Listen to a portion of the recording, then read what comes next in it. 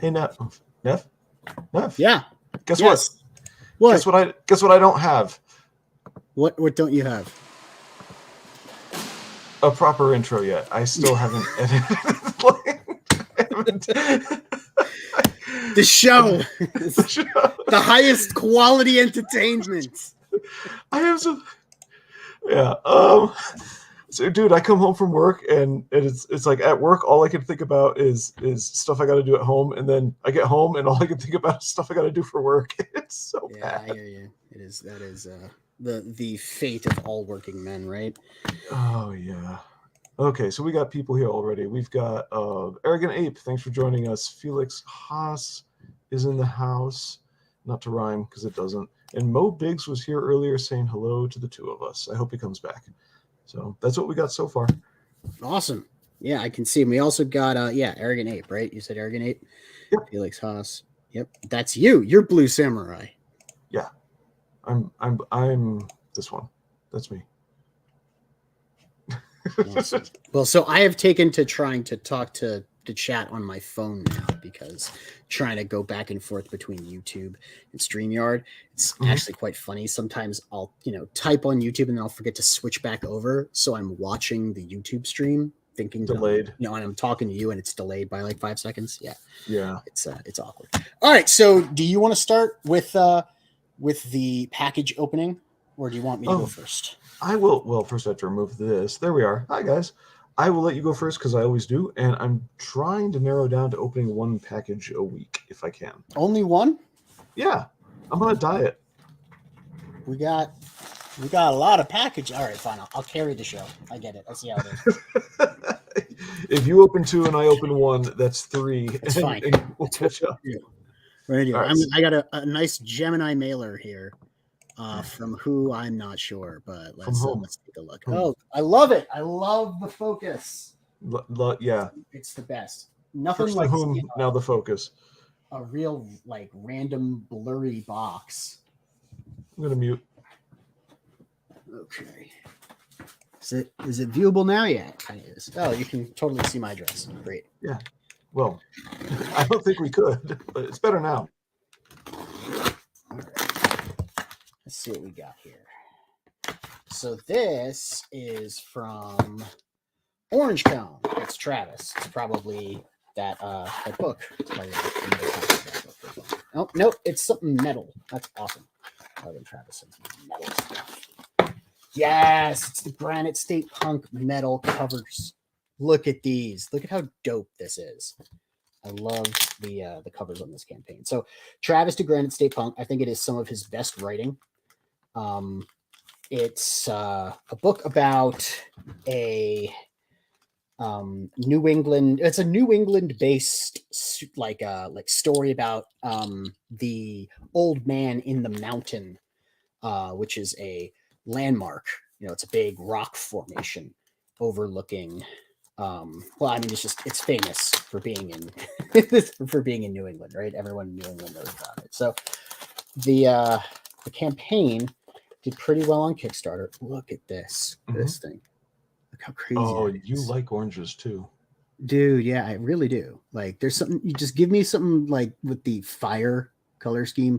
Oranges, reds, yellows, and I instantly like it. But you can't really see this very well up close. Let me actually just switch back over to my other webcam so that you can see a better image. Look at this thing. Interesting. That's like straight up some Jose Garcia shit right there. You know what I mean? Yeah, interesting. That's really nice. And then this is the cover, the variant cover that I got in metal. Wow. so like I said, is that just a metal print or is the cover metal? Oh no, it's straight up the comic book. It is a metal cover on the comic. I'll show you. I will actually open it and show it to you just because I like you, Blue, and we don't want to disappoint the viewers, right?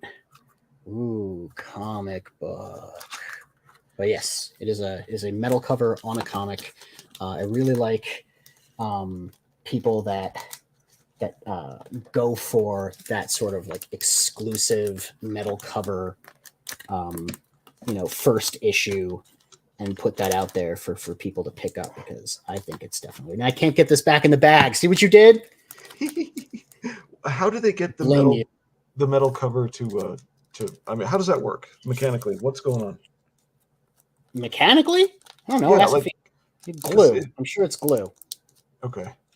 I'm sure Like it's at this, glue. are the staples still through paper, or because you bend metal back and forth, Yes. it breaks? No, it's like you take this comic, right? Okay. And you just glue a metal print on the front. Okay. All right. Now I got it. That's kind of what I imagine is done.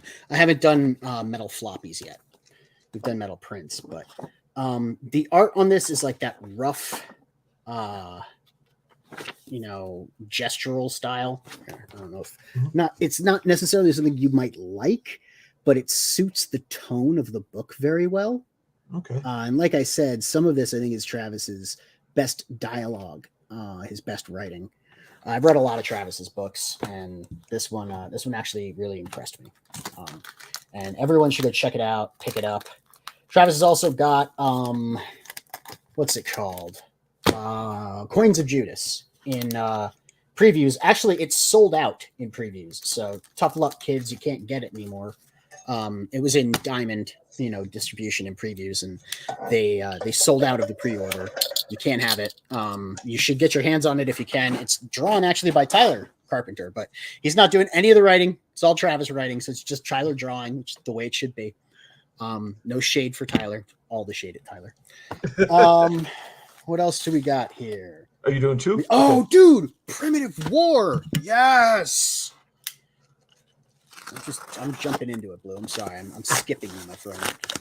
So this is don't mind missing a turn. I don't mind missing a turn because I feel like after these 5, I'm going to have nothing. You got Uno skipped, my friend. So this is, thank you very much for backing the Primitive War campaign on Indiegogo. Enjoy your comic. Until the next time, stay safe and healthy. Much love.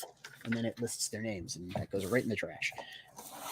Okay, so this. I'm here for your book, not for you. Yeah. Right. Who cares about you? I don't know who you are. All right. So this is Primitive War. This was really exciting. It is a comic book, kind of like what would happen if Jurassic Park occurred during like the Vietnam War. Okay. And they let the dinosaurs loose in the wilderness. It had a campaign that wasn't really well advertised on Indiegogo, but a couple guys like me and Frog G and a couple of others caught on to it and backed it. And once again, just look at this beautiful, orange and red color palette. Like I said, just easy way to get me to look at your book. But yeah, you can really get a gander at this. Come on. Look at that. Oh, look at all that information lost by being in the middle of the crease there. Nothing. There's nothing. Yeah, nothing. Well, it's because it's a saddle stitched book. It's very hard to lose information that way unless you're horribly just horribly done layouts. Well, not just being so these are pages are a little bit thicker than I would normally expect them or like them to be, but they have that newsprint texture and they have that newsprint smell. I did tell him to be careful because it was going to print a little bit dark if he didn't adjust the blicks, as Bancroft would say. Mm-hmm. And you do lose a lot of the really nice detail. I don't know if you can tell, but right in here, this is very detailed line work for the backgrounds. This is all plants and jungle terrain and jungle vines, and there's a lot of line work here in the blue that just kind of gets lost. So I think it's a little bit of a shame. And if it printed a little bit, lighter, mm-hmm. Not even less saturated, lighter, if they just removed some of the layers of blacks, then it would work out. Anyway, this is a really cool book. I'm glad I picked it up. I already read it because I actually read the digital for it, which I don't do very often. But he sent out the digital, and I was really excited. I wanted to see it. There was a a piece of art on the campaign too that I really liked, and I was debating picking it up, but I decided at the last minute to just, nah, I don't need to spend that much money on this. I could just let it be. But it was really cool. It was like that tiny little baby dinosaur and like a mama dinosaur, and they were like nose to nose, and I was like, it's precious. Let's see if I can actually find that piece real quick. Well, you open your package because I don't want to hog the camera. Oh yeah, okay. Switch us around. Get a knife. I was my oh wait, you know what? Before I do this, I got to check the camera settings because I took my label off, so I don't need God to interfere. Okay, Mr. Smart Guy, rub it in. Yeah, there we go.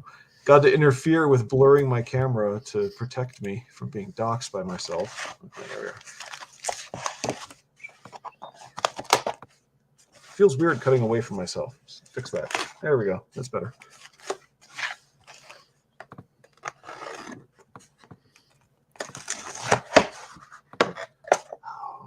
How's your week been? It's Monday, so it's been great so far. We got a lot of snow. The weekend was actually kind of rough. Freak Girl's dad was alone because her mom had to go into the hospital, so she spent the majority of the weekend taking care of him while I was alone in the house, left to my own devices, which is always a terrible, terrible thing. It's like the worst possible thing is to leave me alone in the house. Like I can't even feed myself, right? But I didn't get a whole lot done. And I should have. I would have liked to get more done. So I know what you mean. I'm still looking for this. I'm still looking for this piece of art. Where is it? Come on. You're still looking for it. Okay, so you can't see me right now because you're elsewhere. Right now, no. Let me see. All right. Okay, now. It's the Black Owl. Look at that. This is the Shelby Robertson cover. Yes, I can see. I can read upside down. We should review this then. We both have it. Now that not tonight, of course, because I can't read that. No, fast. not tonight. Like, dude, I do have stickies down here. They're over there. Yeah. It's nice. Oh, listen. Oh. Turn those pages. Let's hear it. Let's hear the crack. Actually, it didn't crack at all. Oh. Okay. It was already opened on the front because he signed it. So that's a bit of a laugh. Okay, is that a signature? I mean, I know he's being quick and stuff, but anyway. Yeah. Well, imagine how you would sign the name Polton, right? I don't know. Neff is pretty easy to do, but I guess everyone works on their signature, right? I'm looking really overexposed here. Let's move the lamp. There we go. There we go. That's better. So I picked up this one because it's a really early father and son effort that Polton did with writing with his kid, and that's always cool stuff. So we'll see what that's about. Notice the haunted pizza, I think, comes from this book. Pizza Tree. A little scary guy. Okay, so that's 1, 2. I think people have seen Black Owl before, and I shut it off very briefly. Yeah, there are a stack of books. Oh, you hear that? Yep. Was that the crack? That was sort of the crack. Oh, it's not staple bound. Oh crap! Well, I don't see a crease on the front where there's supposed to be one, but there's definitely one on the back, I think. Hold on. I'll look for mine.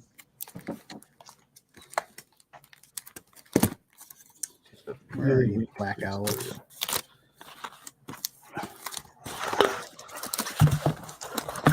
It's cracking more. I don't want to make it make noise because at this point I'm just going to tear the book apart for no reason. What, you want to be me? Correct. What, do you want to act like me all of a sudden? No. This is a case where I want to do the opposite of you. Right. It might be on the other side of the table. I will go peeking over there. Oh, here it is. I found it. What'd you get?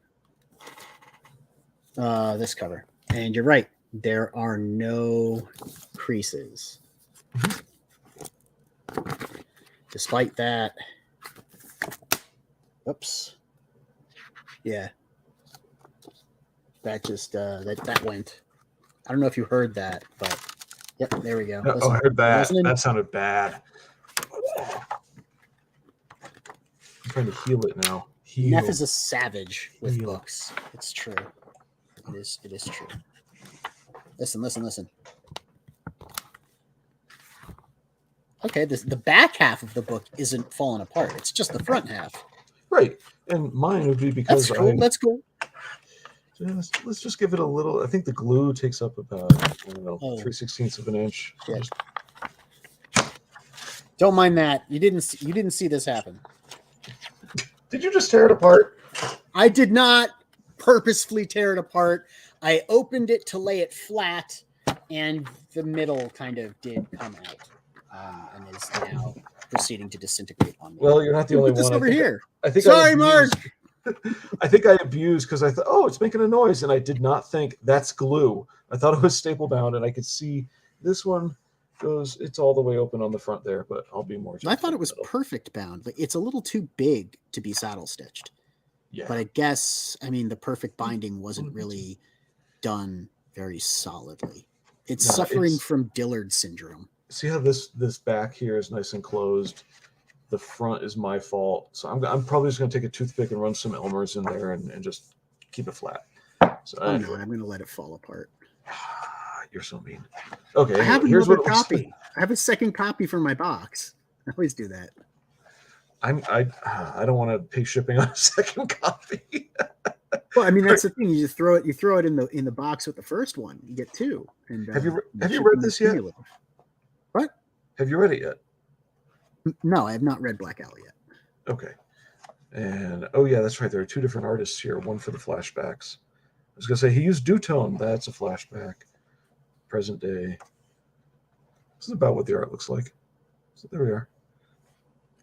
Crack it open. Okay, before we get bored. All right, so this box I just peeled open has more books in it. Why don't I let you take a turn? Oh, what are the other books in there? We'll get to it. Okay. I'll surprise you. Oh, because you got a larger package from Polton. You got Polton's bigger package. All right, let me switch my camera over to the Linux. Slide this back. What do we got here? Mark, I apologize for immediately abusing your book the moment it came out of the sleeve. Eat me. They're my books. Do you want to see how many books are just on this table? No, I'm afraid to. Look. Just look at this. Do you see how many books there are here? Do you see these books? All right. You think I've read all of them? No. I have not managed to read all of these books yet. I know you read Arcathena. I did read Arcathena. Yes. I did not put it back in its little spot. And that's not counting the long boxes that are over there. I need another long box. When my house gets messy, I need a long box. Yeah. I make Freak Girl do a lot of the organizing. And she told me she wouldn't organize all of my stuff, so I just leave it laying around to get in everybody's way. All right, we have a blank white envelope with a strip, like a pull strip. We'll take a look at that. And we have a big old cardboard mailer. It's one of those nice variable size mailers. Clearly, though, it is not Gemini. And all right, what is the consensus, Blue? Folded outside or folded inside? I like mine folded out. The little flap goes outside because then you put a strip of tape along the whole length around the middle. Do you like it like this? Yeah. Or do you like it like this? No. Which one? Like this? Yeah, where there's a little crease by the edge, or this where there's a seam more in the middle of the I like it more in the middle. I don't know why. I just like it more in the middle. No, I agree with you. Oh man, is this Kozor? Yeah, I finally got Kozor. All right. There we go. 4 issues of Kozor. I think these are all the covers, right? No, we got doubles. So see, like I said, one to read, one to put in the box. If you keep throwing them like that, it won't be a contest between which one goes in the box. The one in the middle is going to be the one that gets put in the box. The one on the top is the one that gets read, right? So we've got these 4 wonderful covers, or 3 wonderful covers. I really like this one. This one is super dope. That's great. Everyone like went gaga for this one, but I prefer the other one. I prefer this one actually. And of course, two of the main covers. Let's put this to the side. Yes, look, here's a another pile of comics to read. Let's find out what this is. This is to read The Wind in the Willows. This is a Barton book, so it comes with a special white envelope full of stuff, and these have got to be prints, right? Yeah, the prints included a bunch of really nice prints to entertain. Were they on the campaign, these prints, or were these just sort of like extra thank you because our book took 1 million years to make? I don't recall because it was 1 million years ago. So with Mavericks, we had printing delays, right? Beyond our control. We did find another printer in Asia who could handle the job, but that was another 8 weeks or 16 weeks or something. I don't know numbers on a boat. And so as a result, we stuck prints of all of the covers and a bonus print in the campaigns because we just appreciate everybody's patience. These are cool prints, man. So this is a black and white of that cover. It's a black white art.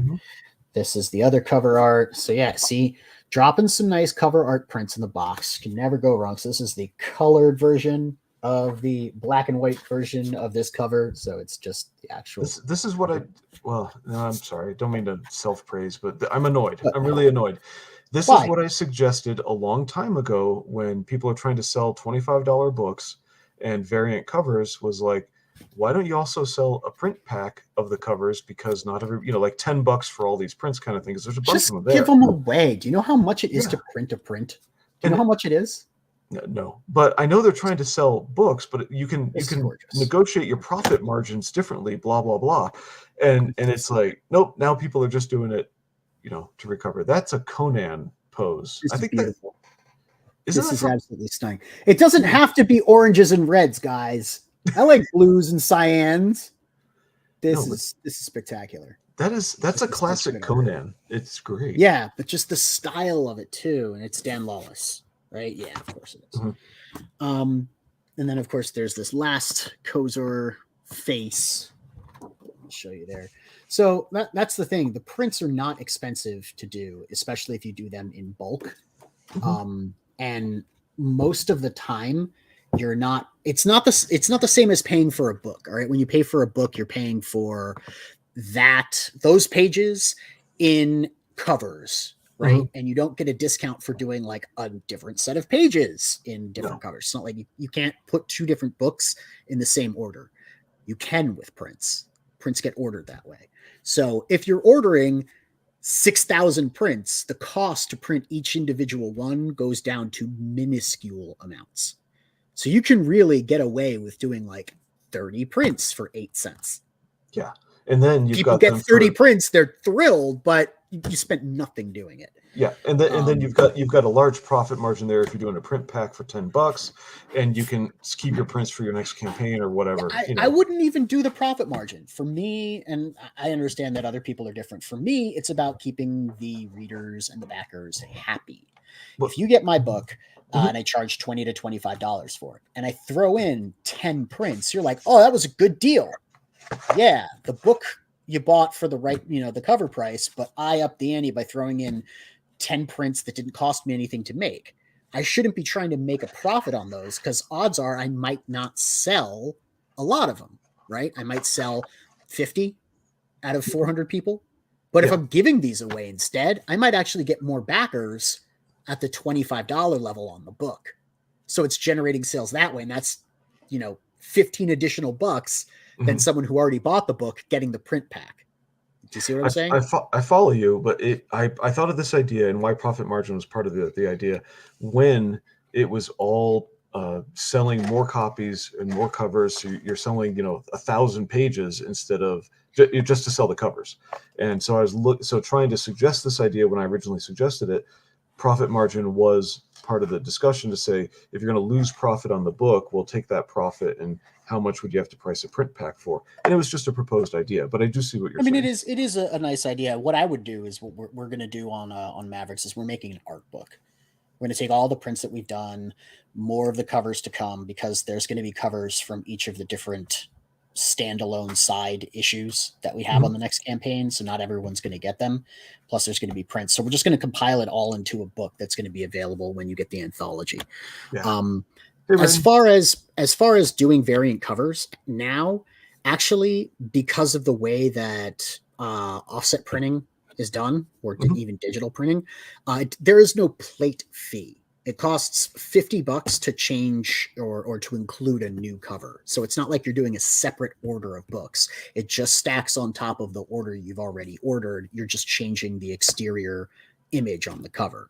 So ordering more books actually brings the overall cost down. And that's what we did with Mavericks, is when we got 2,000 books, right? And we only had like 500 orders of the main book, right? But we got 2,000 books. Instead of getting 1,000 books and paying $8 a book, we got 2,000 books and paid $4 a book. Save and money. What we wound up doing was, with those variants, I'm selling the book twice, right? Yeah. But I'm making money by charging the cover price twice. So that, it winds up being better in my favor than an $8 book for $25. Now it's two $4 books for $50. Yeah. Because that was the tier. Rather than someone else, just buying a 1 or even buying a 2, they're going to be getting the additional covers. And so the profit margin idea that I was concerned about, if I'm going to propose, hey, can we do something one way, and then how do you make up for all the faults in it? It would never catch up. It just wouldn't. You follow me? No. It would never catch because of the number of prints reducing the price, or number of books printed reducing the price that you just explained. Then my profit margin idea of maintaining your profit margin through the price of a print pack, it would never catch up. They're incomparable. Yeah. In other words, I think I followed you. Okay, what else did Mark send me? Let's see. What is this? Okay. Another one from him and his kid. What do I do here? Click there. Drag over here. There we are.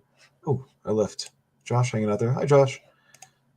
What's she saying here? We needed more than 500 books for fulfillment, and when you take into account the collector's boxes and adding on variants, we needed about 1,000 books for fulfillment. And now you have leftovers. So that works. Everybody's just saying hello. Oh, wait. Frequency Girl's in the chat? Yeah. She was like the third viewer to tune in. And you're on your phone. Yes, Ape, I'm just saying hi to everybody. I'm saying hi to Jay Ryan because he tuned in. I'm saying hi to Raiden Radio. Good. I'm glad you saw that comment from earlier. This one. Yeah, I responded. Okay, so we got. I just care about you seeing it. What is this on the back? Check this out.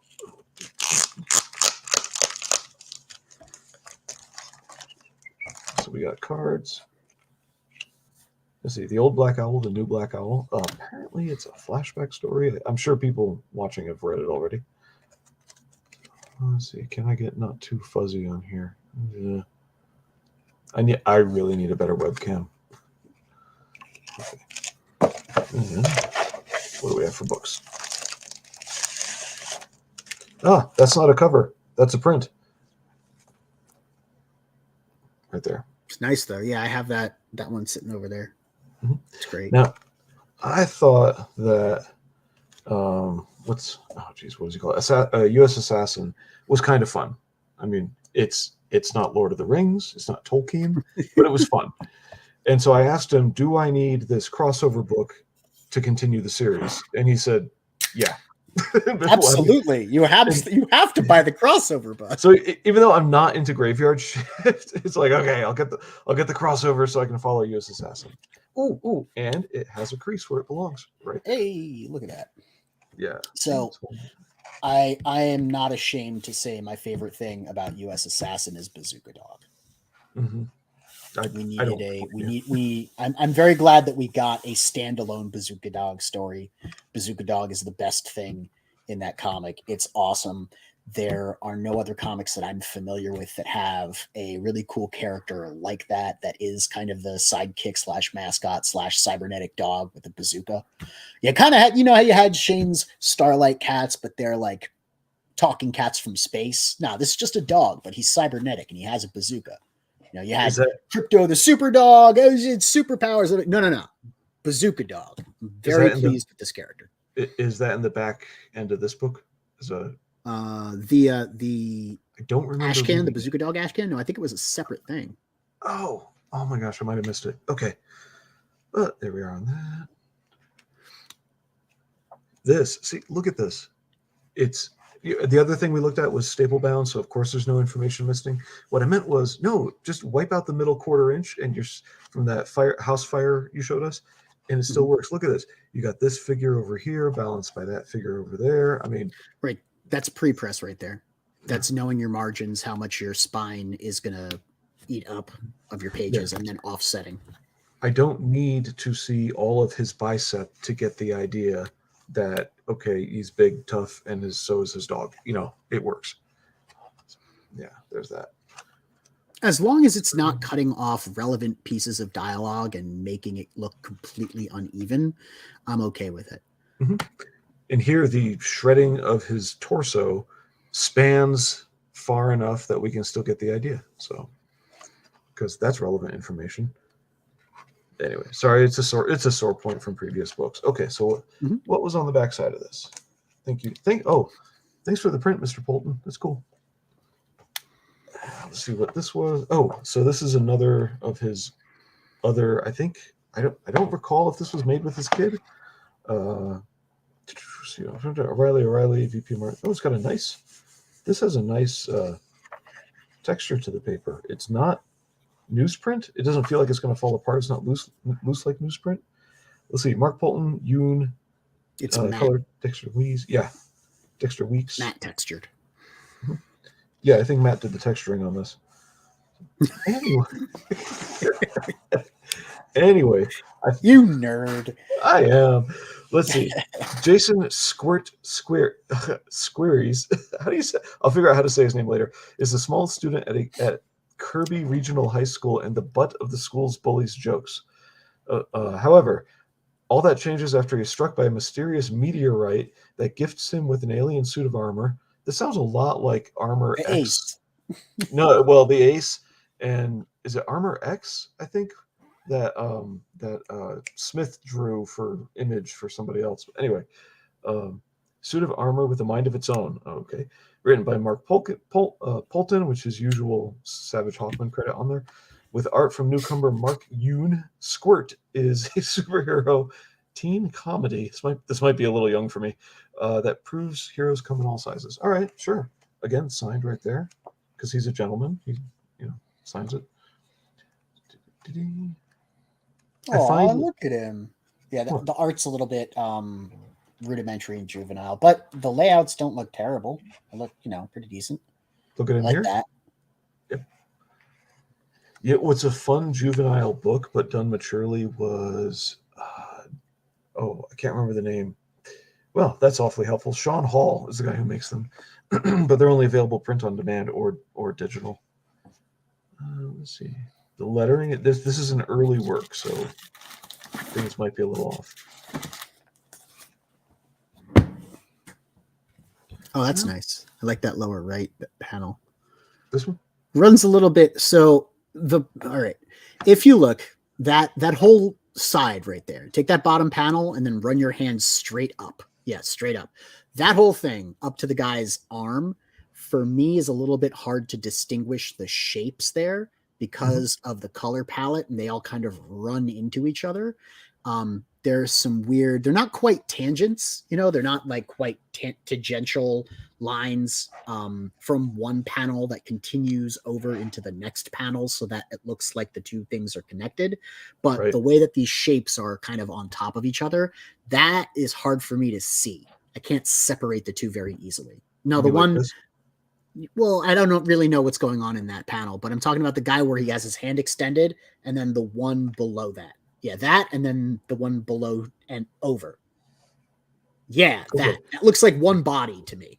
What's Yeah. above it and what's I below see it. why. Yeah, I understand Yes. why too. Yeah, now you get it. This is his armor attacking him and attaching itself and merging in. You see little bits of his face and whatnot over here, and then this is the gooey leftovers going on. I don't know what the red orbs are because I'm not reading it, but yeah. So in Mavericks, we had a panel, the top right panel, horizontal, where Kirito throws Jester into Hotshot, and it was balanced right above another, the panel where he's getting thrown, and then the one where Hotshot is getting hit. And the borders weren't wide enough apart to really separate the two shapes. And when we were looking at it, we realized that it doesn't read clearly. The shapes aren't isolated and separated by enough of a panel border or a gap to identify the two shapes as separate. We actually had to go back and cut out and move the page around because it was done traditionally. It's not a literal tangent, but it's functionally close enough to one. Yeah, like the shapes almost overlap and you lose. Even if they're different colors, like Jester's yellow and Hotshot's red. Even though they were different colors, it still looked like it was one object. Speaking of what you just said about how to edit it because it was done traditionally to take things out and you put it back in Photoshop, I was watching a video from over a year and a half ago of Eric Nienotowski talking about his traditional artwork, and he showed a bunch of it. It turns out a lot of his Bristol boards are not complete pages at all. It's a lot of panels, and then this one will be different, and he'll redo it on another panel, won't even finish the bottom, and he'll finish the page on another piece and just assemble the whole thing in Photoshop. He has one, which I'll show in my review, where he's got his character laying on the ground with his head kind of face up, and then just right next to it drew the head again turned sideways. And so in Photoshop, just scanned that and just move the one head over the other, So it was really interesting. But yeah, the traditional stuff, it's a little tricky to work with. So yeah, it definitely can be. When we did our 2-page spread, we had to cut out panels from a separate page and then size them and cut them to find out how we wanted to do the layouts. It's kind of cool looking. Guy on the motorcycle. Mm-hmm. Yeah, I got one more. 1, 2, 3, 4. I got 5 in reserve for next time, but I've got one more that I can open. Are we doing the Italian one? The one that says Regile? Fragile? Fragile. Are we doing Fragile? No, I could do that. That's Luke's art. I'm pretty sure this is Luke Agiletta sent us some original art. Or do you want to do a different one? I mean, it's up to you. I was going to open lesser known comics. Okay. Yeah. But now I don't know what to do. Should I do them both? No, just do your Luke lesser known comics. We're going to do both. Luke isn't watching right now, or Luke hasn't shown up in the chat yet. So why don't you save till next week? Save for Luke? All right, fine. I'll save Luke's, and you can tag him and make him come watch us open his art. Yes, because everybody does everything I say all the time. Well, it's a good way to get viewers, right? Is to like open their stuff and then talk about them when they're not here. Yes. Yeah.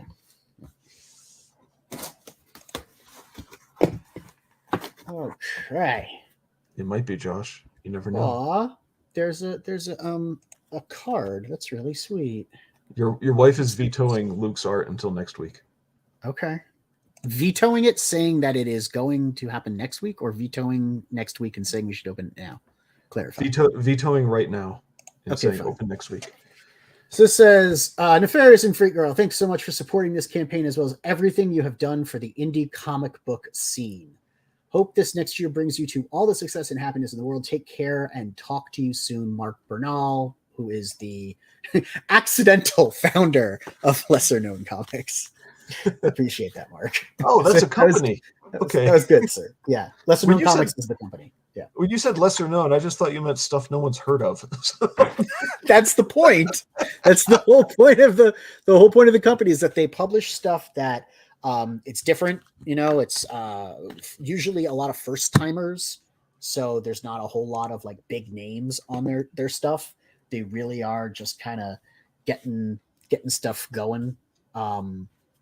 Like for, look at that. That's a print, but still, look at that. That's nice. Ooh.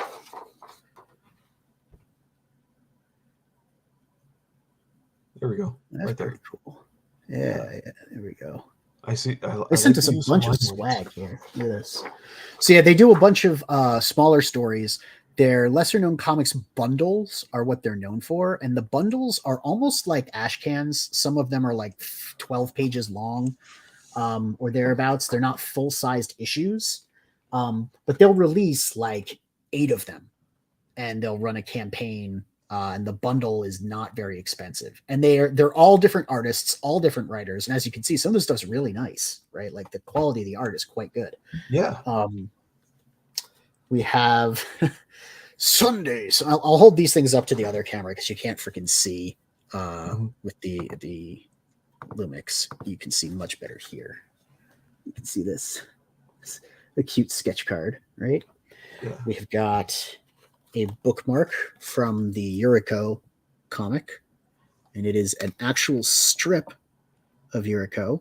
Huh. And she's saying, you remember that time I chased that guy down through the woods and hunted him like a rabbit? No, of course you don't. You're dead. Well, it was fun. You should have been there. It was extra spooky that time. So obviously Yuriko's, probably a horror comic of some sort. I don't know. I haven't gotten into it yet. We've got more bookmarks. Good Lord, the bookmarks. Yo, Snuggy, you should bring Mark Bernal from Lesser Known Comics on for the next sticker versus bookmark campaign. He has got this down. You know what I mean? Like, my boy here has a lot of bookmarks, a lot of swag. We've got Did you see Rocket. Did you see what a while ago what Peter Smetty did for his one of his campaigns with all the little spines that you can put in your collector's boxes, and that they're all just yeah. There were spines. He gave out spines. Well, it's the covers cut up to fit in the spine of a collector's box. Oh, neat. Yeah. It was prolific. I mean, I think it's pretty badass when you're sending out, spines. It's pretty hardcore, right? That's like something Predator would do. Yeah, I was just thinking that. You said it better than I would.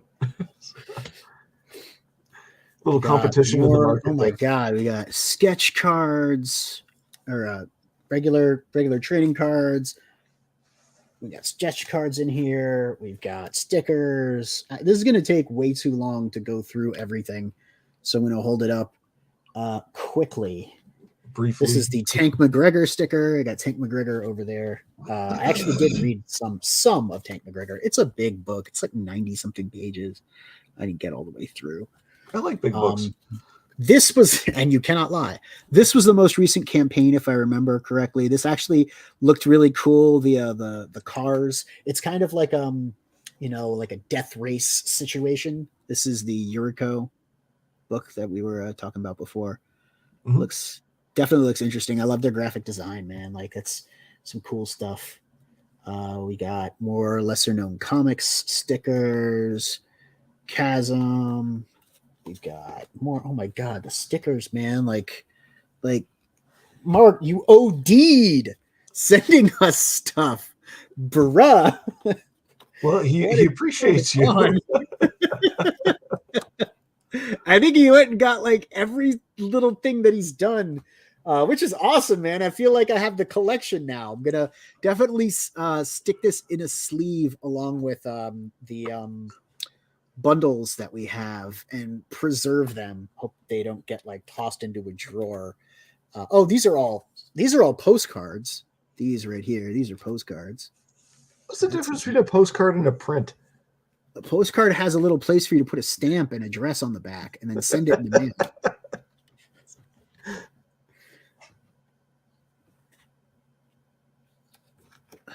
That looks like a penis, but it's not. It's a woman's face, but it still looks like a penis. Available at lesserknowncomics.com. Yeah. That's like I said, the art is very interesting. They got different stuff. All these dudes, for the most part. Oh, this is the Chasm comic. So the bundle number 3 must be in a different package. This is the last thing that we backed from them. I think it's Chiasm. Yes, you're right. It is Chiasm, and it's in Braille right there, because the guy who did it had a very difficult time growing up because he's like legally blind. Huh. And this is straight up his art. So, like, if you're legally blind and you can draw like this, I mean, you could draw better than I can, and I'm not legally blind, so I feel like a total waste of space compared to a comic book creator who can draw that well and can't see. So I will have to jump into chiasm, which is, that's the eyeball thing, right? That's the spot in the eyeball. I remember interviewing the guy. All right, wait a minute. I gotta look this up. It looks like a totally different word to me. What? CHIASM. I typoed the SM. Chiasm. It's chi. Chiasm definition. Chiasm. Optic chiasm, a crossroads where half of the signals. Okay. I told you it's an eyeball thing.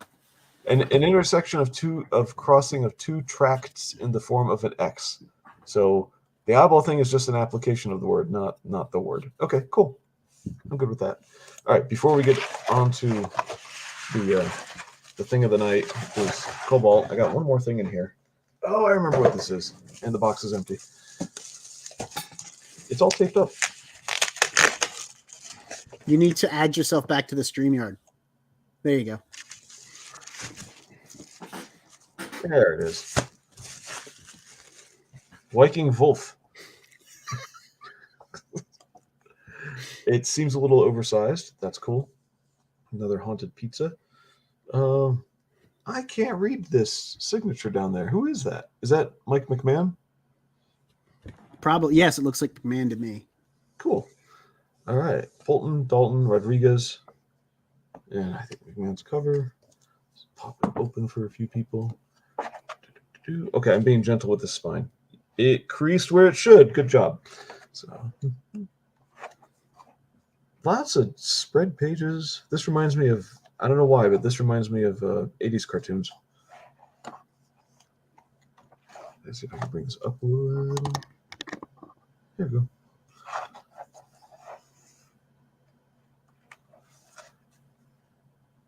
Colors. I have to look at my screen to see this because I can't tell what's going on if I look down. Yeah, this is a lot of double page spread splash page work. Why? I don't know.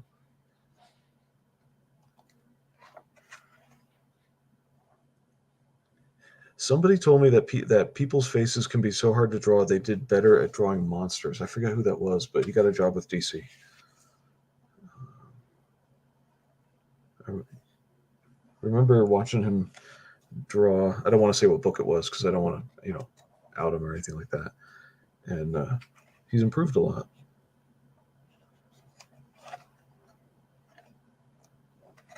Okay, I feel like I'm flipping through a coffee table art book because everything's very large. And we have a backup story here. This is detailed. This reminds me of some old. The way you do blood like this reminds me of old North Star books. Let's see, like that. They were. There we go. North Star would produce horror books like stuff that James O'Barr would draw. It's way too monotone brown for me. Yeah. Just like glancing at it, just eyes glazing over the page. It's all one palette. I'm glad you said that because that's going to come up again later. So that's just the backup story. What about this stuff for you? I'm looking at a face that's too close to the middle here. Is that a face where your hand is, or is that just an arm? That's a face? This is a hood. I thought that was a shoulder. Yeah, that is a face. I thought the skull is a belt buckle then. Yep. Okay, I thought that was the face. My mistake. See the tail on the caption is pointing here, right there. Anyway, I can only be so picky before I can't hold it anymore. Who did this one? Oh, let's see. Fulton, Dalton, Rodriguez. Right. Art by Matthew Dalton and Renzo Rodriguez. It's Matt Dalton. Yeah. Okay, so that's it for the pizza box. All right. That's a good pizza box, though, right? Nice full box of pizza. So many slices. All right, you ready? You wanna make me the same size as you? You ready for my take on Cobalt? This is my take on Cobalt. Dude, am I allowed to like got a couple stickies, my dude? I'd have a couple negative notes too, but I still like the book. That's the thing. So that's the thing about Cobalt. I think this was one of the most promising books if Jake could get his legs underneath him as a writer and hire a good editor to help him structure his stories better. I think it's one of the most promising. You misunderstand Jake. Those are his arms. They're just as big as your legs. That's all. Okay. Never mind. If you have to think too much, forget it. Go on. I don't get it. If he gets his legs underneath him, no. Oh, I thought, yeah, I don't get it. But if he finds his groove as a writer and gets an editor to really help him polish the dialogue and pace the story, I think he could really have something here. It's an interesting character. Jesse Jensen is funny, fallible. He has a really good heart, but he does dumb stuff, and Jake acknowledges that he's dumb. Like he's a kid who's skilled enough and has learned technique enough to become a street level vigilante, right? But he doesn't have any of the other skills like, detective work like Batman. He really is completely green. And Jake does a great job showing that off. And in many ways, Jake, being a green comic book creator himself, makes a lot of like elementary missteps that are easy to catch, but even better, easy to fix once you see them for what they are, and they're just easily solved. So despite all of the stickies here, which are a lot of the places where the book gets rough or their mistakes, I think Cobalt could be a very successful book in the future. Personally, I know I talk about it a lot, how like art gets a pass from people, like it could be a bad story or poorly written or just art, okay, horrible writing. But you mean art earns them a pass, right? Something like that. Yeah. That worked on me here. I don't know why. Like it never works on me, but I love Erwin or Rose's artwork. There's something ethereal about it. He managed to make this dark and gritty, this page, but also colorful and vibrant and interesting to look at. I like the perspective on it. Like this is the image on the campaign page that sold me on the book. Just looking at it, I was like, yeah, this is really cool. So here's a positive comment about this. You might not be able to see the spine real clearly at home, so it cuts off there. It cuts off here, kind of like that. All right. If this were perfect bound, the one thing you have to see is this green word, and it is gauge. Yeah, N-gauge. If they perfect bind this, you'll still be able to read that. Even though it's really close there. No, you won't. You won't? Are you sure? Yeah. Oh, that sucks. Well, then they're going to have to add in white. But in pre-press, you can add 1/8 of an inch of black, just a black bar, scooting the right-hand page out just a little bit, or the left-hand page out just a little bit, so that it doesn't get cut off. Good. You'd use a little more over here on this side, right, on the edge of the page, but you'd be scooting the middle more towards the left so that you can see it. Which affects this a little bit, but it's not going to be relevant. Not much. So unless they really screw up the cut on the print. They're definitely losing the kitty, that neon kitty. Yeah. I don't know if he's ever going to go to a perfect bound trade for this, though. No. But what I was saying, something that he thought about. What I was saying was, as we read diagonally, we're forced to cross in the N-gauge is mentioned in this box. We're forced to cross where the action is that matters. So he's going to have to pre-press that to fix it if they go that way. So that's good, and it brings us down to his knee. What's he looking at? And we get all the action, even though we kind of do this on the page. If we read it a certain way, we get that loop. This page almost got me not to buy the book, but I'll get to that in a second. That's funny. It's funny that we're like diametrically not opposite. Exactly. Not exactly, but I'll get to that in a sec. The opening page, on the other hand, I think handled things really well in terms of getting me into the story. And here's how. It's two brothers talking, an older and a younger. The younger is at home. He's finished his homework. He's turning it in. They're on the phone. Older brother, who is our vigilante, is saying, no, I got to pick up an extra shift at work. So he's lying. But we look at it's a secret identity lie, so it's okay, that kind of thing. And we get a relationship between two of these and a sense of who the two guys are and what's going on in each of their lives, all within one page. I'm in. Do you have a scribble in your white box, or is that just me? In here? Yeah. Yeah. There's a scribble there? These panels have shadows, and yeah, there's a scribble right in here. Yeah, I don't know what's up with that. I don't think there are any scribbles in any of his other white borders and gutters. I don't think, none of them are scribbles. There's just that weird little squiggle there. Yeah, it happens. I'm really not hung up on it. Yeah. I just noticed it just now. That's why I'm like, huh. Mm-hmm. Anyway, the first page got me all the way in, so that I'm willing to turn the next page. That's fine. Yeah, and then you get hit by a beautiful 2-page splash, and you're like, okay, you've earned my interest. Then let's let the fun begin. Now, why did this almost get me not to buy the book? It was too dark on the website. Exactly. When it came up on the website, all I saw was muddy brown with weird rainbow spray painted on it in little bands, which is not what the page looks like at all. So I forget what finally got me to look at it again and see past that. But then once I got it, the watercolor that looks like, what is with the blotchy colors all over the place, absolutely makes sense. It's not just merely having the different lightings and the glow that they shine on other things, which this artist was really good at. We got purple glows shining on him, etc. It was that this is actually easier to see than the campaign made it look. So I'm glad I got it. Also, I'm sure it's a digital effect, or it could be a digital effect, to make it look like you're doing everything on watercolor paper, which is a heavy texture. It really works for the grit. What does stand out against that is sometimes things look a little bit like they're from a photograph, and if you just look at them, they're not. But for just a moment, it might look like this is more clear than that watercolor paper texture. So that's the other thing, is that's definitely Erwin Rose's style. Mm-hmm. He has a definitive style to his work. This is his cover from Water Wars. He also did Hunchback of the Theological Quadrant.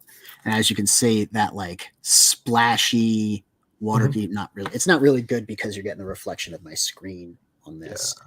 But you can see like it gets dark in the details here as I hold it up, where all you can see is the reflection, right? Mm-hmm. Glare. It gets dark in the details here, but up close you can really pick those out. He also, like I said, did the Hunchback of the Theological Quadrant, which was a beautiful book. It was the first time I encountered his art, and it was such a sweet and moving and wonderful story that I think I associated his artwork with that plot and was instantly a fan. So what else do you have to say that's supportive of the book? Oh, I was going to say something non-supportive at first, well, this goes either way.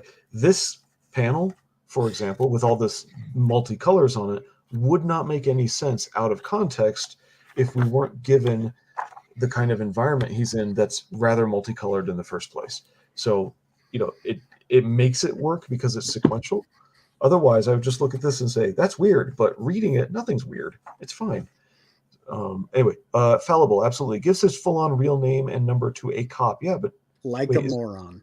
Isn't the cop kind of cute though? Is that the chick? Am I remembering? She is. She's the chick that got drugged in the first couple of pages. Yeah. So he goes to check on her. Doesn't know she's a cop when he shows up. Thought she just went to Georgia Tech. Then realizes that she's a cop when he says he's a cop because he's pretending to be a cop. Yeah. I remember that. And he gives his information before he kind of puts it together. And the funny thing is the chief of police is there checking on her because she's a detective, and he's the chief of police standing right there. And Jake's like, yeah, I'm a detective. And it leads in later. The chick just goes to his house because she's like, who is this Jesse Jensen pretending to be a police officer? So like he planned for the character to be an idiot, and I appreciate that. I don't know what it is, like so many of these vigilantes, Daredevil, Matt Murdock, Batman, they're, you know, Bruce Wayne, they're all so intelligent and they've always got a plan, or they've always got like this real criminal intuition. They're always able to see, you know, the minutia and the details. Jesse Jensen's a blockhead. And I really like that. Absolutely. You're reminding me it is so long since I read this thing, and I never sat down and did a review of it. He has You're reminding me of dialogue things. too. Dumb dialogue on purpose. He grabs a little flashbang ball and he throws it on the floor and goes, "Perception check," like a nerd. Yes. Like he's referring to D&D. And I was like, oh, that's a groaner, but it fits in with the character. Perfect. That one is, where is that one? Is that it's this page right here. What, third? Oh, here it is. Here it is. Yes, as I flipped through this to try and remind myself of it before the show, I ran out of time to I had a rough day at work. Anyway, I looked at that and it's, oh yes, that's right. This guy's a total dork and he's cringy He is. for the audience. Dork. The book isn't cringy, but he is. When you separate that, when you can make a character cringy without ruining the whole book, and it's just the character, it's perfect. There is one big problem with the story. No, that Jake makes. No, you have more than one sticky. Oh, no. I'm talking about like big problem with the continuity of the story. So yeah, well, if you want to talk about the stickies, let's talk about them real quick. All right, okay, these two right here. Okay. All right, continuity time. No, I'll give everybody whiplash. What's the continuity? Oh, the continuity thing? Oh, let's get to that. Let's get the easy ones out of the way first. Jake needs an editor. He needs someone to look at his grammar, his word placement, and his punctuation. There are sentences ending with question marks that are not questions. And then there are sentences that are questions that are ending with periods. I hate fragments. There's some real problems. I hate how people do that with their voice. Like, here, let's put it this way. This guy gets characters, a little editing for structure, and it will elevate the story. Arrogant Ape is totally right. This guy gets characters, and so they put a question mark at the end when it's not actually a question. It's an exclamation of disbelief, not a question. And so they still put a question mark in there. And I'm not talking about Arrogant Ape. I mean, just that's the Valley Girl. That's Valley Girl syndrome. The way people write like that in their writing now is just horrible. I think this was literally just a misplaced question mark. It's the first, after the 2-page spread, it's the first page turn. It's, you know, page 3 where they have that really cool blue glow right there. The second panel, the bubble. Relax, will ya? I gave him a little persuasion. Told him it's a private event back here. There's a question mark right there that does not belong there. That question mark is wrong. Wait a minute. Not a sentence. It is not a question. That should go away. It should go right, Luke, and that's where the question mark should be. Yeah. And I'm surprised because this is Eric Weathers lettering. It should be a comma. Yes. It's a private event back here, right, Luke? Now, if you jump down to the next one, panel 3, you bet. Couldn't focus on playing with my new toy with how loud it was in there. Right. That ends with a question mark, and it's not a question, and it doesn't even sound like a good Valley Girl line, you know? No, and I don't fault it for having the implied I, like as the subject at the beginning. It just starts with couldn't focus, because that's how people actually speak. You know, it's I couldn't focus, but when we speak, we leave it implied. Couldn't focus on my new toy, blah blah blah, with how loud it was in there. No. Ugh. Okay. It doesn't work. Typos. One thing, so the other thing is, like, the book has a lot of inconsistencies, right? There are some inconsistencies in the art, even though I love Irwin, he does do some stuff. Like there's an arm later on that looks like a thalidomide baby. But my big problem with the inconsistencies are these sound effects, right? This is a Eric Weather sound effect, crack, right? We see it right there where he's smacking the guy in the face, right? Mm-hmm. Right there at the bottom. Yep. None of the other awesome action moments on that page have sound effects. None of the other like serious moments where he hits people in the face with stuff, or like when he throws the flashbang on the ground, it could go, you know, or turn the page. The knee on that page where he jumps up and he knees the dude in the face. Right there. That could have a sound effect. Where are we? I looked up. Where are we now? Look down.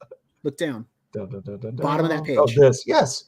Okay. Now, Now riddle us this. Hold on for a moment. Could have been a splort. Could have Yeah, been a right. splort. But here's this one for you, because Felix, next time Felix starts posting the links, if he's still here, I don't know. We got to do it like this. Like this that stalks us. That's like stalks us. I love you guys. That's hilarious. I don't think no. There.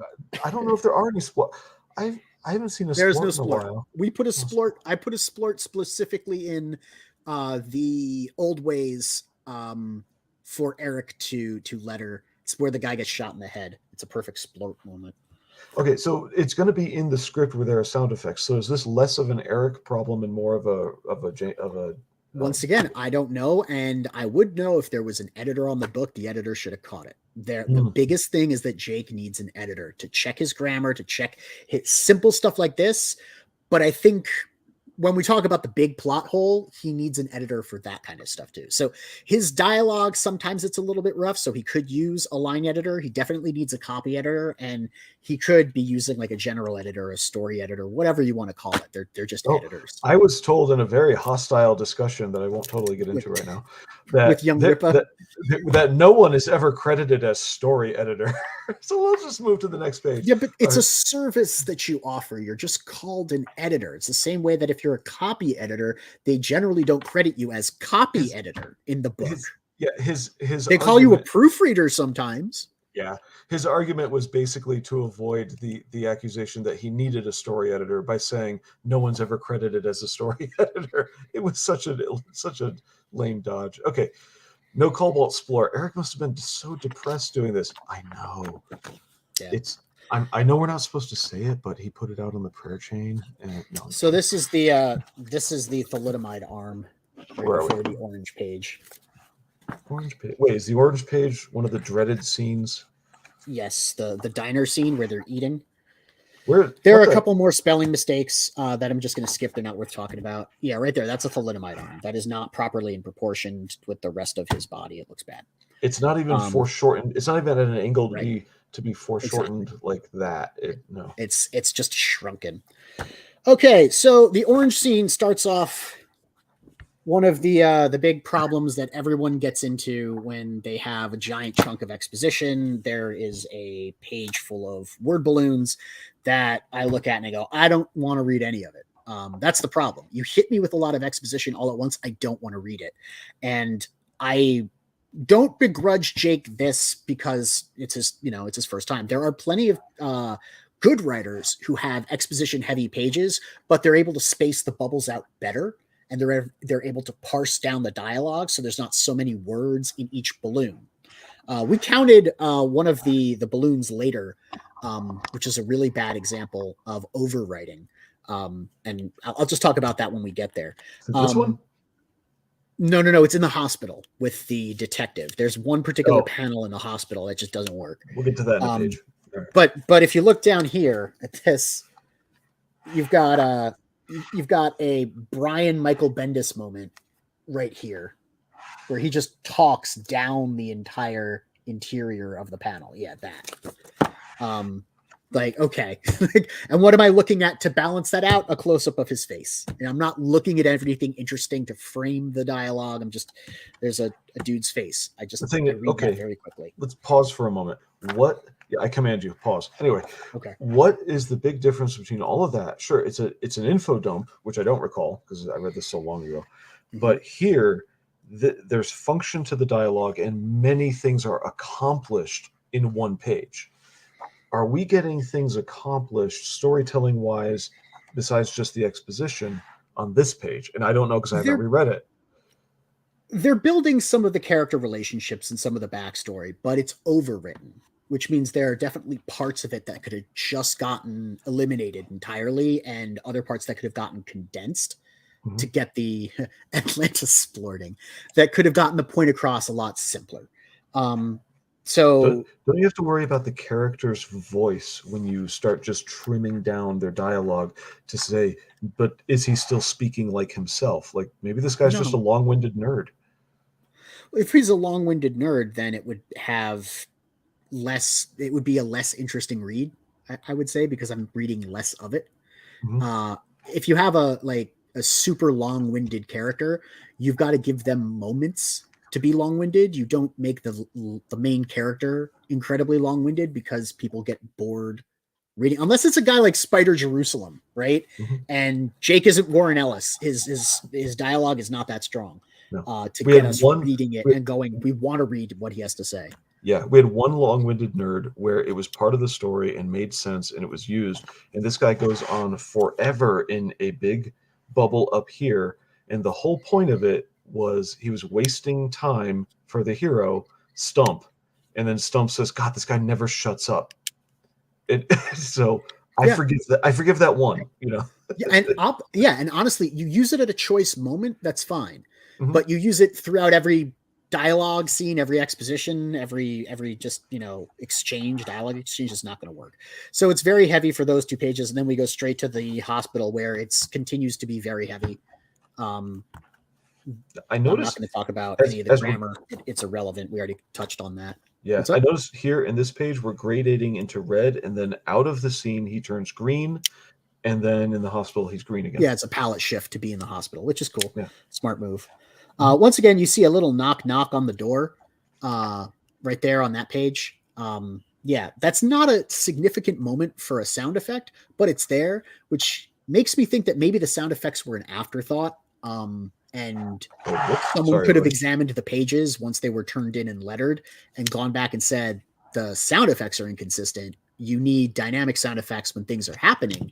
And moments like this, where it's kind of irrelevant that he's knocking on the door, don't need sound effects if you're going to not always do sound effects. Anyway, this is the funny scene where he gives his information and pretends to be a cop to the chief of police and the detective, where he rescued the detective last night, because it turns out that she's been snooping around the bad guys, the Thrashers, I think. Yeah. And they decided to take her out. They drugged her up on methamphetamines.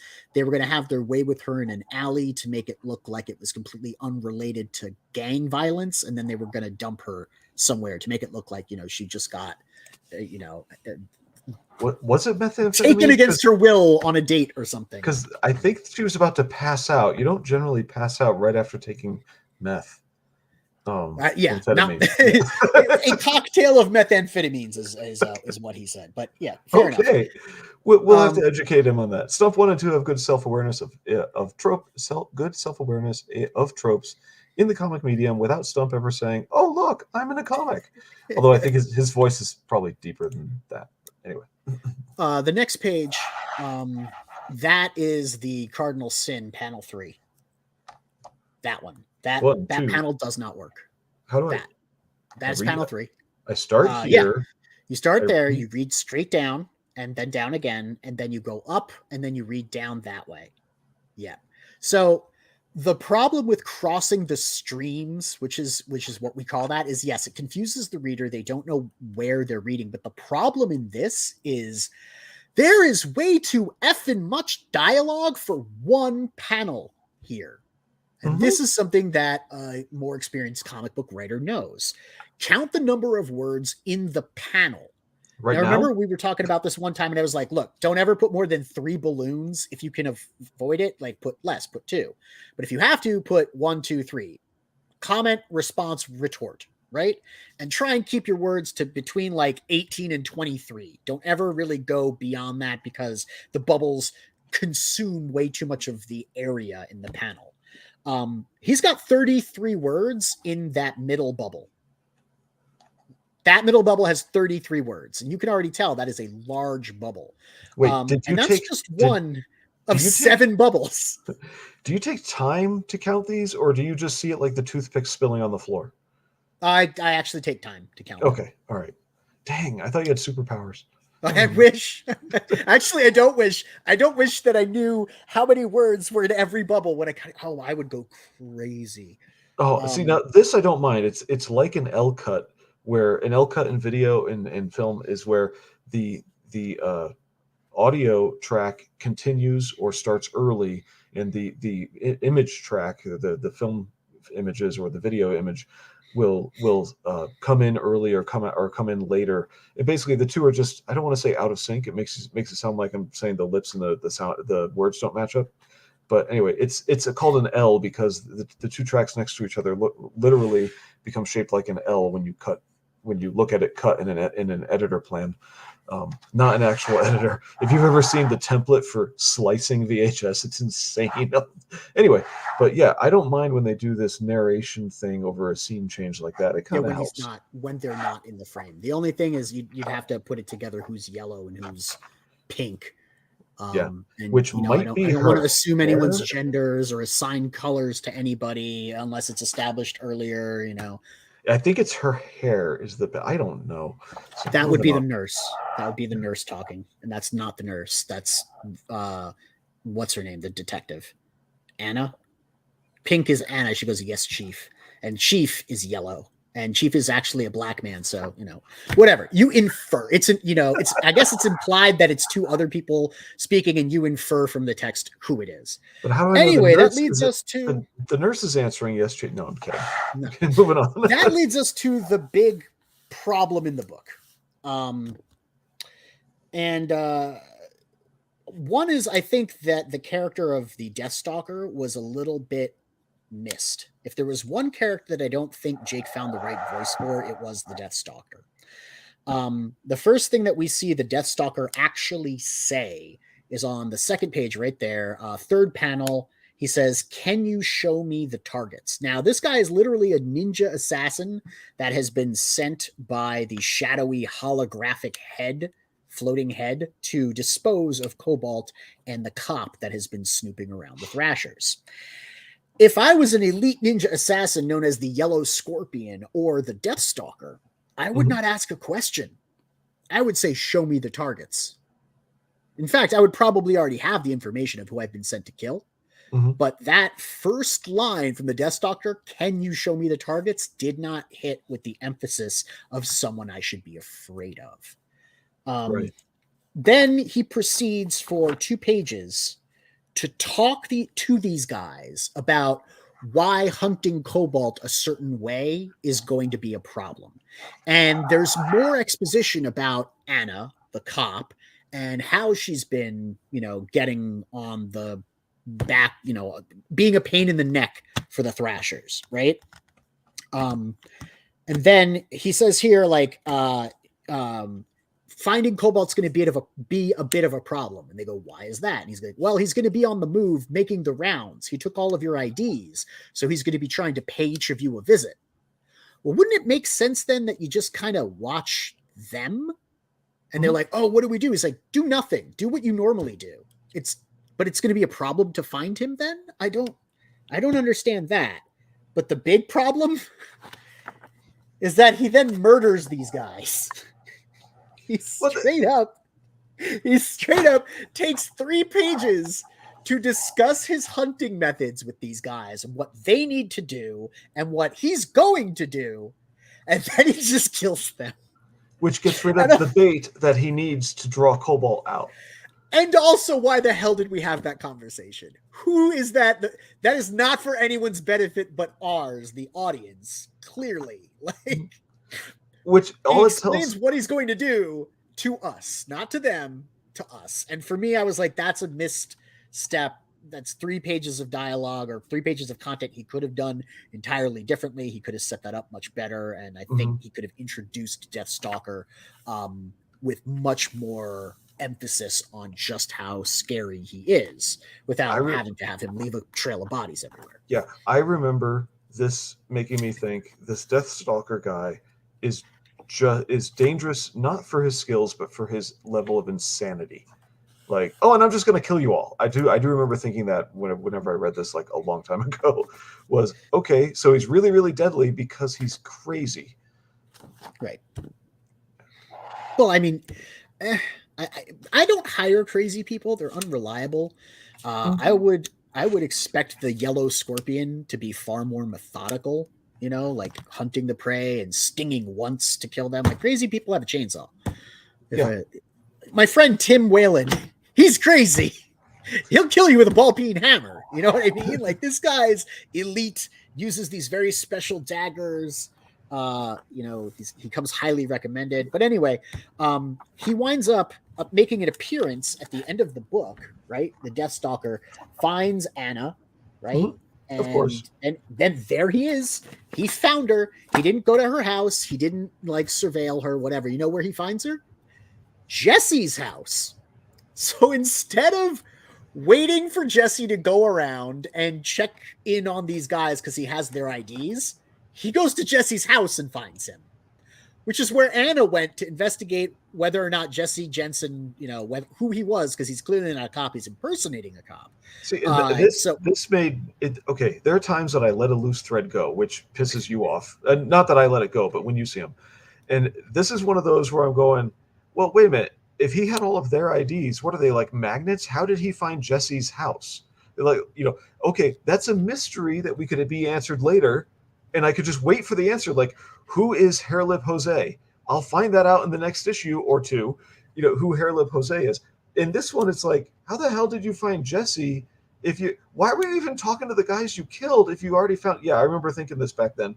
And then, of course, she's in trouble because she happens to show up hunting Jesse as well. So, and the funny thing is that Jesse's hiding in the closet, despite the fact that at his new apartment, they just talked about the brand new war room that they designed, where he can keep his stuff and be COBALT because he's going out again. They introduced the Jensen home as the new setting here, where the detective is going to take a look and find out who Jesse is. He's hiding there. I'd be a lot happier if a cop wasn't poking around my house. I hated that nickname that he gave. What the hell did I get mixed up into this time when the Deathstalker shows up? We don't even really know. I know he's there to get his gear, but we don't know what he's doing hiding in the closet from her. He could have just gotten his gear and left. Like, did he go there on a bicycle? She's, it's okay to have a couple of questions for the cliffhanger. Like, oh, he was there. I wonder why. The Deathstalkers tracked him down. How? And I know why she's there. She's trying to investigate. Yeah, Jesse. Oh, that makes sense. Yeah, her encounter with him makes sense. But suddenly, the Deathstalker being there is really confusing, especially since he explained to the guys that he killed 5 pages earlier that he was going to do something completely different to get rid of COBALT, and that he was going to take care of the reporter before he removed his bait. Yeah. Right. Yeah. So for me, at that point, I was like, okay, you need an editor. But I will compliment COBALT on the use of advertising on the back of the book. I think that this was a really great ad for him to run on the back of this comic. And I hope the next one, which is Death Stalks Us and goes into the stuff about the Deathstalker a lot more. I hope that one is a little bit more developed as a book. Hopefully he's got an editor picked out who has given him some advice on how to shore up some of these shortcomings. But as a first-time creator, who isn't coming from a writing background, Jake is not a writer. Jake has not got a lot of experience in entertainment. Jake hasn't been telling stories his whole life like some of us. For him to just come out and be like, I want to make a comic. I got a story to tell. It's about a character that, resonates with me, and also a character who I can show go from a guy who means well, who's talented but flawed, who is capable but stupid, who means well but is messing up. I think that the arc for the character, just like the arc for Jake, could be a lot of fun to watch. Well, okay. So what you've stumbled into is I can hear that. Bro, I'm like the yellow scorpion. Anyway, what you've stumbled into is this thing where I want to give people another chance because I see that they could improve. But there's an input that they require, which would be an editor or feedback or something like that. So I did notice that you and I can get together and just rip apart, metaphorically, not physically. That's your job. Oh, no. I could totally rip apart books. Yeah. We just rip apart books in the figurative sense where that we actually like a book and have high hopes for the future, but we're like, but here's everything that's wrong. Okay, this also annoyed the hell out of me. I'm gonna zoom in on. That's the other one I Like, got no, here. that's good. Look, Enough. it's Nora's Saga. Ah. No, please no. This highlight here drove me nuts on the promo material. You I can't know it makes see his it in arm my look camera. thin. The glow there actually has an outline for it, for where the edge there. You can barely see in the fuzziness a little bit of. My camera doesn't change That's much. actually the highlight on his skin, but it's way Yeah. too bright to be just a highlight. And because of the city lights behind it, there's a glow outline to the highlight, which it gets all sorts of undistinguished. It's really two different colors. Blah blah blah. In the promo materials, it just looked like one, which is like, why does he have this gigantic tricep and no bicep? Like, to me, it's like, what the hell is that? But no, it's just a coloring issue. So anyway, so I was going, what is going on with this thing? And anyway, I have high hopes for the next one, but I don't know if he got an editor. I don't know either. We'll see. I know that he had to stall on the development of it because Irwin had family drama come up. Well, not drama. He had family issues, serious family issues come up that removed his ability to work on any books. But I know that recently got sorted out and he's back. I know Jake was looking to get a new artist on the book. The problem is the artist that he was showing is nowhere near as strong as Irwin. And let us be fair, the character of Cobalt is fun. The story is very simple, very basic, almost one-dimensional. The art carries this in a lot of ways. There's room for the story to clearly improve and the writing to improve, and I don't think Jake is going to shy away from that. But like without Irwin, I don't think that Cobalt 2, Death Stalks Us, would have as much success as Cobalt 1, even with an improved story and syntax. Yeah. So I'm glad that Irwin's back on the project. It's good that he has a good character who is not just a generic blank slate. You can step into the costume yourself if you wanted to. No, he's got his own personality. He's a dork. Every time I think of him, every time I smile. Like every time I think of Jesse Jensen, I'm like, you idiot. I think the supporting cast is pretty good too. You said it's carried by the artwork. I like the supporting cast. They're likable people. The chief, his brother, the other chick, his brother. I like everyone around him too. It's not like when I read certain. Well, wait, Mo isn't here tonight. I feel betrayed, but whatever. Anyway, I always feel betrayed. It doesn't mean anything. No, with Mo not here, I could actually say when I probably talk about this a little bit more some other time. But when I first got into any manga or anime, sort of by accident. It was, and I don't remember what the absolute first was, but it was a friend talking to me about how tropes in manga and anime sort of work, and how the main character is really, really whiny and stuff like that.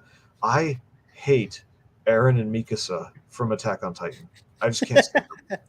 Bro, the only character in that manga / anime worth assault is Levi. I will stand by that to the end of time. Levi is the only character worth giving a crap about. See, I liked Levi and Rhina, and then a little bit of Crystal Lens after she changed her name and calmed down and quit being so squeaky. But that's in the anime. She's squeaky. You can read her with whatever pitch. Yeah, and but manga leans into those tropes. Like they're a thing, and they absolutely continue to employ them again and again and again with slight variations. Yeah, but it was the what do you call it, ensemble cast that had me reading, not the people you're supposed to like. We're sometimes supposed to like the protagonist even if he sucks and is actually a villain, and you're not sure if it's going to be a redemption story that's worth your time, like certain books with a 4-letter name. But anyway, I'm thinking of ISOM. I was like, it's anyway. So I liked all the characters in this, the main character and the backup cast in Cobalt. So that's a pretty good accomplishment right there. I want to like the Death Stalker, like I'm the Death Stalker. No, I want to like him. I want to hear more about him and about his voice. I want that established. I need a very competent, scary, threatening bad guy for bumbling, good-hearted, well-meaning, somewhat skilled Jesse Jensen to go up against and get his shit pushed in by. Because I up to do- this point, Jesse's been lucky. Mhm. And he even talks about it. He's like, wow, this was a little easier than I thought it would be, taking down these criminals. I must be my lucky night. So he Yeah. needs to go up against somebody who will put him in a world of hurt, in a jeopard, in jeopardy, in a perilous position, and give him a reality check to begin that growth into a more serious superhero. But that'd be what, issue 3 he begins to transform. I mean, I want to get more Cobalt. I want to draw it out a little bit more. I don't want it to be so fast. So he could pace a little bit better. I think we could use a little bit of stoicism and laconic practicality in our villains and our heroes, Yeah. but just slightly different directions, and it makes the hero seem a little stronger, maybe mysterious stronger, and it makes the villain seem more evil and deadly. So anyway, well, I don't have an outro, so I'm gonna find another video. Let's change videos here. See, I hope I don't get struck for this video file. I'm gonna pick. Wait, is this the right one? Nah, let's try that one. How are we doing here? Selected crash tests. I'm just gonna go in the middle. There we go.